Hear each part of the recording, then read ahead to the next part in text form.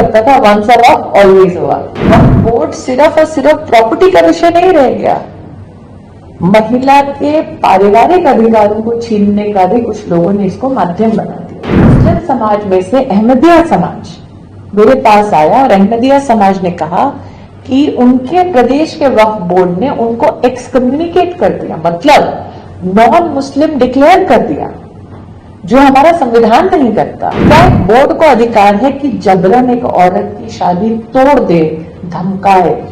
क्या एक बोर्ड को अधिकार है कि किसी को नॉन मुसलमान जो इस्लाम में मानता है उसको नॉन मुस्लिम डिक्लेयर कर दे?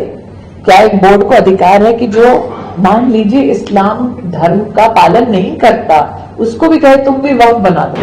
वही मेरा धर्म हिंदू है, लेकिन मैं अपने धर्म का सर्वोच्च पालन करते हुए भी अपने संवैधानिक ड्यूटीज के प्रति सजग हूं। What is to the best of our ability कि हम कर सकते हैं। Now nothing is perfect from different points of view, but how can you reach a particular legal perfection that can, I'm sure, help avoid challenges of the future? For instance, Section 40 को हटाना। MLA ने कहा once a tenant, always a tenant, और वक्त को लगता था once a वक्त always a वक्त। The beauty of an evolving democracy is that with the changing times and the changing needs of the population, the legislative, हमारी कानून व्यवस्था, हमारे देश की संसद बढ़ती और बदलती दरकारों के मद्देनजर कानून बनाती है। और इसीलिए मैं बहुत ही खुश हूं कि इस कानून को बनाने में कोई जल्दबाजी नहीं हुई। देश के सभी वक्फ बोर्ड्स को आमंत्रित किया गया ताकि किसी को ये ना लगे कि ये कानून किसी एक धर्म, किसी एक धार्मिक व्यवस्था के खिलाफ है। हम सबको चंदुक साहब ने एज ए सिख जेंटलमैन अपनी बात को रखा। हम सबको अधिकार है कि हम अपने धर्म का प्रचार करें, प्रसार करें, अपने धर्म को माने और अपने धर्म के अनुसार अपना जीवन व्यतीत करें। हमारे देश का संविधान ये व्यवस्था हम सबको देता है।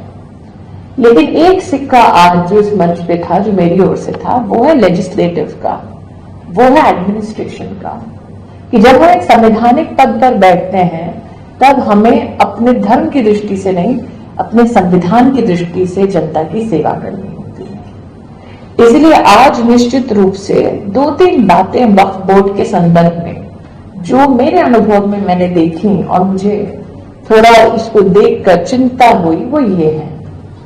तेलंगाना में वक्फ बोर्ड ने खुला देना शुरू कर दिया। मतलब मोदी सरकार ने कहा कि आप 3 बार तलाक देकर एक मुस्लिम महिला को त्याग नहीं सकते। उसके चलते कुछ लोगों ने कहा कि कैसे ट्रिपल तलाक को अवॉइड किया जाए। कई केसेस ऐसे आए जिसमें महिला को प्रताड़ित किया गया कि वो अगर धमकी के बाद भी अपना महर छोड़ के खुला एक्सेप्ट ना करे तो उसका जीना दूभर हो जाता। तो वहां के स्थानीय वक्फ बोर्ड ने खुला देने का, खुला सर्टिफिकेट देने का भी काम शुरू कर दिया। इसका मतलब वक्फ बोर्ड सिर्फ और सिर्फ प्रॉपर्टी का विषय नहीं रह गया, महिला के पारिवारिक अधिकारों को छीनने का भी कुछ लोगों ने इसको माध्यम बना दिया। आंध्र प्रदेश में मंत्री रहते हुए मेरे सामने एक भयावह स्थिति तब प्रस्तुत हुई जब मुस्लिम समाज में से अहमदिया समाज मेरे पास आया और अहमदिया समाज ने कहा कि उनके प्रदेश के वक्फ बोर्ड ने उनको एक्सकम्युनिकेट कर दिया, मतलब नॉन मुस्लिम डिक्लेयर कर दिया, जो हमारा संविधान नहीं करता, जो सरकार नहीं करती।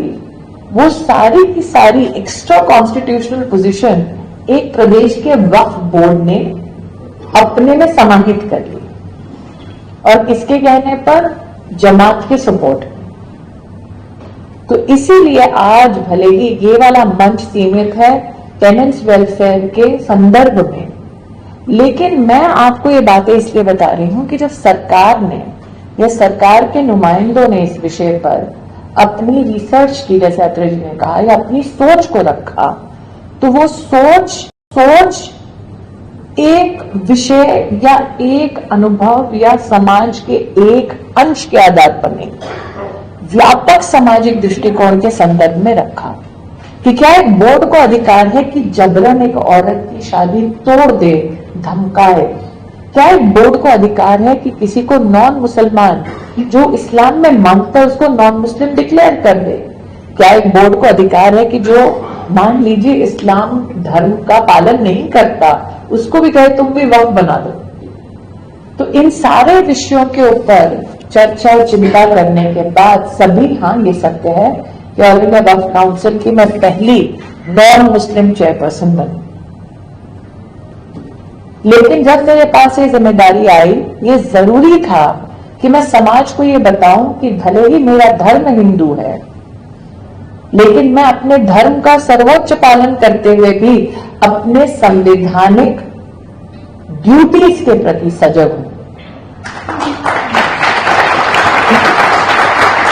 और मेरे धर्म के लिए इससे बेहतर मेरी कोई श्रद्धांजलि नहीं हो सकती कि मेरे धर्म ने मुझे समझाया है, मुझे सिखाया है कि जब आप एक जिम्मेदार पद पर हो तब आप निसंकोच अपने समाज, अपने राष्ट्र के हित को देखते हुए कदम उठाओ। मुझे लगता है जेपीसी की जो व्यवस्था आई है वो व्यवस्था जेन्युइनली डेमोक्रेटिक प्रिंसिपल्स पर आधारित और डेमोक्रेटाइजेशन ऑफ व्यूज को समर्पित एक जेपीसी बने हैं। कई न्यूज एजेंसीज में भी इस बात का उल्लेख हुआ है कि Waqf by user Surat municipal corporation का एक ऑफिस है जिसको वक्फ बोर्ड ने क्लेम कर दिया। क्यों? क्योंकि शाहजहां की बेटी साहब ने वहां पर हज यात्रा के वक्त थोड़ा सा विश्राम किया था। तो अंग्रेजों ने हाँ ये आपको तो अंग्रेजों ने उस वक्त उसको इस्तेमाल कर लिया था ऑफिस के हिसाब से। फिर देश आजाद हुआ तो म्युनिसिपैलिटी ने कहा कि हमारा ऑफिस हो गया, तो उन्होंने कहा नहीं, शाहजहां की बिटिया साहब ने यहाँ पर विश्राम किया था। अब ये हाँ, कर्नाटक में एक पूरा का पूरा मैदान है, वहां पर जो सरकार की है, वहां कुछ लोगों ने कहा भाई सरकारी मैदान है, क्या गणेश चतुर्थी के लिए हमें मिल सकता है पंडाल लगाने के लिए? तो कहा नहीं, यहाँ नमाज अता हुई थी, ईदगाह की जमीन है।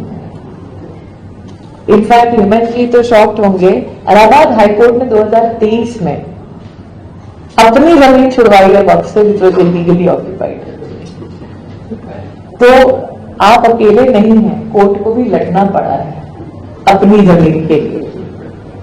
और इसलिए मेरा ये मानना है कि जेपीसी के सम्मुख जब आप टेनेंट वेलफेयर एसोसिएशन की ओर से चंदोक जी और विशेषकर हेमंत जी के सानिध्य में प्रस्ताव रखेंगे और जेपीसी के सामने जब आप प्रस्तुत होंगे, तो मुझे लगता है सिर्फ दिल्ली नहीं, देश भर के जो टेनेंट्स हैं उनकी ओर से एक नई सोच आप हमारी संसदीय जो मंडली है उनके सामने प्रस्तुत कर पाएंगे। It has been Atre ji my greatest privilege to have written an act, but nothing is perfect. What the JPC ensures is that the work in progress, so that every voice can be reflected, is what has been institutionalized by the Prime Minister. And yes, Chandok Sahab said there is not a legal firm the world over which does not have an Indian. So, Atre Sahab, I might not be a lawyer, but I have given birth to one, and I am the daughter-in-law of one.